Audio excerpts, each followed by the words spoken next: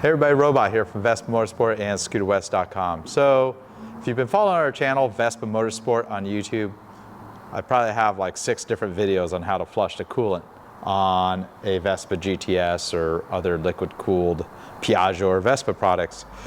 Well, I wanted to show you kind of an upgraded Vespa coolant flush. Now that these scooters are getting pretty old, this is like a 2007 or 2009 GTS. Pretty much the GTSs from 2006 all the way to 2019. They had a plastic thermostat housing. And if you're gonna do a coolant flush, or if you have a leak, because typically you gotta replace that coolant housing and a thermostat that includes the gasket with the plastic part, that you kind of know eventually will start leaking and fail again. Well, fortunately, Piaggio finally upgraded the part. Ironically, it's not even on the Vespa. The Vespa GTS from 2020 and later, which is the HPE motor, it has a different style thermostat housing that's not compatible with the older engine.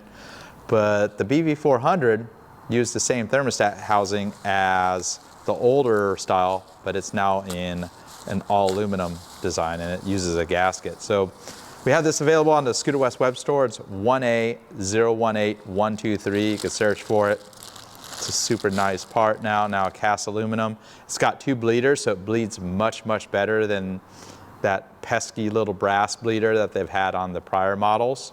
So it's a direct drop-in replacement, but I'd also recommend getting the metal gasket for the thermostat. The good thing about this is you don't need to replace your thermostat just because the thermostat housing is leaking, because the thermostat includes the rubber gasket, but you could add this MLS style gasket for the thermostat. And that's 1A018154, again on the Scooter West web store. So it's a good upgrade if you have a leaking thermostat. A lot of times you'll do a coolant flush and you'll crack one of the bleeders and it just never stops leaking. So kind of back to square one. But with this, it definitely looks like a much better design. If you haven't done so already, on this scooter I've already upgraded the hose clamps. The later Vespa products, they did use these much nicer worm gear hose clamps. The early GTSs, they used a one-time use clamp that eventually, as the tube shrinks a little bit, will start weeping or leaking, or I've actually seen the hoses pop off the spigots, and that's not a good thing because you lose all the coolant. Part number on the Scooter West web store, pretty inexpensive, is HCL12 soft. They're like a German-made, nice quality clamp. And of course, you want to set yourself up for success, have some ready-made coolant. Part number is 78-9955. It's the Maxima Coolant. Coolant is completely compatible with the scooter. The thing with this scooter is the coolant's not all that old. I just want to put the thermostat housing, but we'll kind of go through the whole process.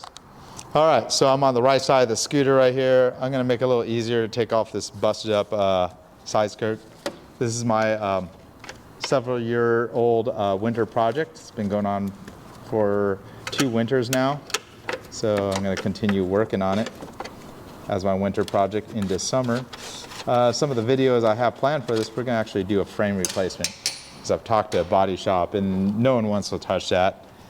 All they want to do is charge me about 10 hours of body work to try to hammer and dolly that metal out. And that's not worth that. So we'll pull the skirt off. I took the single nut off this stud right here. All right, so we're going to start by draining the coolant. Of course, the motor's nice and cool. You don't want to do this with a warm motor. Normally, in all the past videos, I would take this snail-shaped water pump cover off.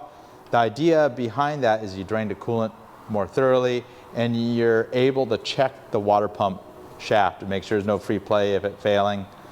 They do have a weep hole that's like right above the exhaust, and sometimes they get clogged, so it may not be a good telltale, but the idea is a telltale. If the water pump's going out, it would drip some coolant or sometimes even oil out of that little hole that's right there kind of behind the pipe. But today we're going to do this a little easier. I already have the nicer clamp on here. If it's the older style clamp, you just take some diagonal pliers, larger ones, and cut the clamp. But if you were going to pull the cover off, you want to have the scooter off the center stand, These screws are generally very tight. There's 3 of them. You can't really do it when it's on the center stand. You're going to want to have the special O-ring that's for the water pump, and that's 485080 for the O-ring. But I just want to drain it from the hose. Like I said, the coolant's maybe a year old. I changed that last year. And loosen up the clamp. Already see it's leaking a little bit. And if you have the radiator cap still on, it's not that much coolant's actually going to come out. Carefully kind of slide that off. If you're having difficulty getting the hose off, you could push the hose. So the idea is, if you push hose, it's like a Chinese finger trap. So the tighter you pull on it, a lot of times it won't come off. But if you push the hose off, you're going to have a lot less trouble. You can see this already has pretty nice looking coolant. So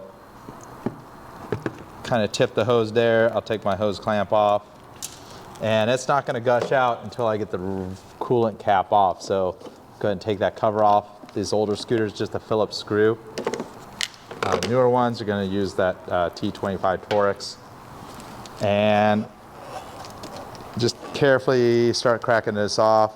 And you can kind of regulate the flow of it flowing out by how much you open the cap. And it's also going to start dripping out of the inlet. Sometimes it drips everywhere else. So the next thing we're going to do, we have the cap all the way off. It's still draining. This is pretty clean. If it was really dirty, I would probably flush it with just regular water, run it through a couple times, get any of the rust or anything. But the idea is you never want to let the coolant get to that point where it's rusty. So the existing thermostat has a bleed screw on it. So we're underneath the engine. There's the valve cover. There's the thermostat housing, the plastic style one that's prone to leaking. And I've already changed the clamp on this in the past. There's a little plastic or rubber cap, pulls right off, and you get an 8mm socket. And when you're draining this, you just go ahead and pull this all the way out. And that allows the last of the coolant to drain out. All right, so go ahead and get this crusty old style thermostat cover off. You loosen the clamp. It has the original clamp. You're going to be cutting that off with the diagonal pliers. The only good thing about the plastic one is the hose is pretty easy to get off. Go ahead and push that to the side. So T25 Torx. And go ahead and just break free both of the screws. It's got the 2 screws out of there. I may want to replace those because they do look a little rusty. Now we could pull the coolant, the thermostat off, and it might leak a little bit more coolant. So you can see I've kind of attempted to seal that with some sealant. And typically the thermostat, it's a little stuck in there because I do have some sealant on it. There's the thermostat, and originally it relied on this gasket here to seal up the thermostat. If the thermostat's old or if there is any cooling problems, I'd just recommend replacing it. Part number is 82831R. Normally with the rubber or the plastic thermostat housing, you just always replace the thermostat because, or you'd seal it up like I did here, because this gasket is what sealed it, along with the O-ring that's in the head. There's 2 different types of O-rings on these cylinder heads. So I think I'm going to opt to put a new thermostat in there. Inexpensive insurance. You know, the thermostat is as old as the scooter. So again, 82831R. So it's just a drop-in, pretty much just a small scale version of what you see in a car. And just drops right in there. I'm not going to bother replacing that O-ring because the new thermostat housing and gasket setup kind of seals and takes the place of that O-ring, because I've had issues also with that O-ring leaking. So you can drop that gasket right on top, and you can see there's that large area that kind of lines up with it. And then you got the thermostat housing itself. And it pretty much just drops in just the way the original one is. You may want to replace those screws. I just got stainless steel Allens that are 5mm by 20mm long. If they're stainless steel, you definitely need to be putting anti-seize on them. They just look a little cleaner. than those original screws that are a little bit rusty. Obviously, if your scooter's newer and not as exposed to the elements, those screws probably are, typically reusable. So sometimes you may need to move things around a little bit, get everything to line up. There we go. And just hand tight. You don't need to get too wild with how tight those are. Go ahead and slide the hose back on. And one thing to keep in mind, these hoses, they're usually pretty durable, but some of these scooters are getting old. And I would say if these hoses are about 20 years old, 15 years old, it may be worth even changing them. And some of these scooters are to that age where it may be worth changing. On the Scooter West web store, we do have all the different hoses available. There's quite a few hoses up where the radiators are and the coolant tank. Another thing I do see rarely fail, but does fail, is sometimes the coolant tank, just from age and all the heat cycles, it may need to be replaced just because it's starting to leak. So that's another spot that you may end up with a leak. So have that nice and tight. It's got the zip tie holding everything. Everything's all routed correctly. But now we got the new thermostat in there. Then I'm going to go back down on the bottom and reconnect the lower radiator hose. This is pretty clean coolant. If it wasn't so clean, I'd probably run some water through the system and do it with a garden hose. It doesn't really hurt anything if you leak water on most of the stuff, just to flush out the hoses and the engine. So I have my worm gear style hose clamp. Go ahead and slide that over the hose. And this hose, it has like a notch cut in it. That's normal because you have the coolant bypass hose that's behind this little hose. And that has the one-time use clamps. Generally, I don't see too many issues with those. I'm gonna make sure you push that hose all the way on and then line up the clamp like this and go ahead and we'll start tightening the clamp here. Use a Phillips or a flat will work, or even I think a 7mm socket.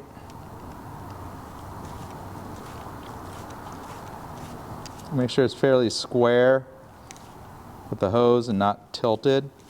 And you go pretty tight with these clamps, hand tight.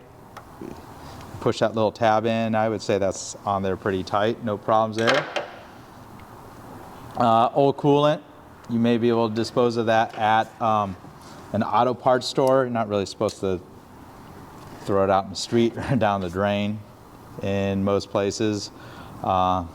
Ethyl glycol, I think it is. It's not the best stuff to dispose of. All right, so we're going to take our ready to use Maxima coolant, and they have the cap you got to break. So just pretty easy to pour with this size bottle. Using a larger bottle, you may need to. So we're just going to fill it right up to pretty much the max of this reservoir. Still taking it. This is a ½ gallon of coolant, so it's more than enough to do the whole flush. So there's still some remaining, probably a third of the bottle. And before we start the engine, we're going to go ahead and do a preliminary bleed. The new style thermostat has 2 bleeders on there. So you pop the 2 rubber caps. This one's kind of hidden behind that fuel line there. Get the 2 caps out of the way. It is possible to put a hose on those little spigots to keep any of the coolant from dripping on the engine, but it's not going to hurt anything. I have my collection tray underneath the motor. We're going to go ahead and open up both these bleeders here. You can start hearing the air hissing out, and it's starting to. And you want to see a solid flow of coolant out both of the bleeders, and they're both flowing like solid coolant, so it's pretty much bled. These new style thermostat housings bleed very easily. The old ones, I remember you'd have to start the motor. We're going to leave the caps off anyways. You may want to use compressed air and a rag to get any of the coolant. Like I said, it's not really going to hurt anything on the engine. Probably don't want to leave it on painted surfaces, but it just dripped on the bottom.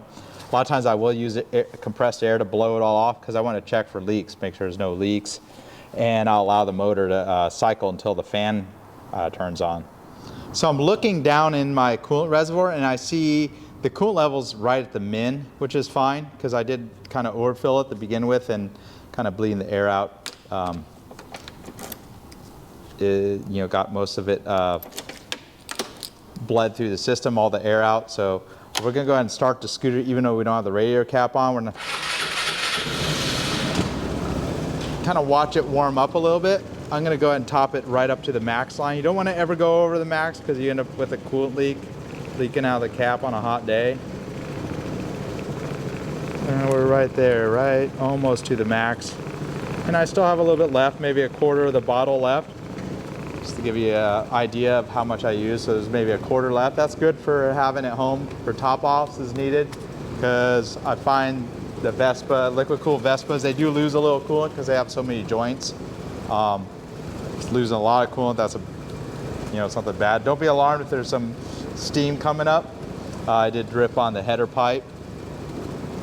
And pretty much you just want to watch the engine warm up.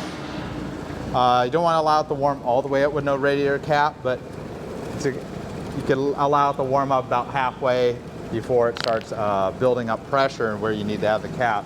The next thing you want to do is reach in the front of the scooter and you feel two grills, and it may take a minute or two. You want to feel both radiators starting to have some warmth coming out of them.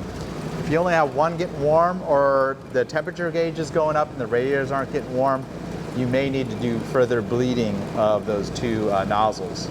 And you can actually do that while it's running. You can bleed it a little bit further.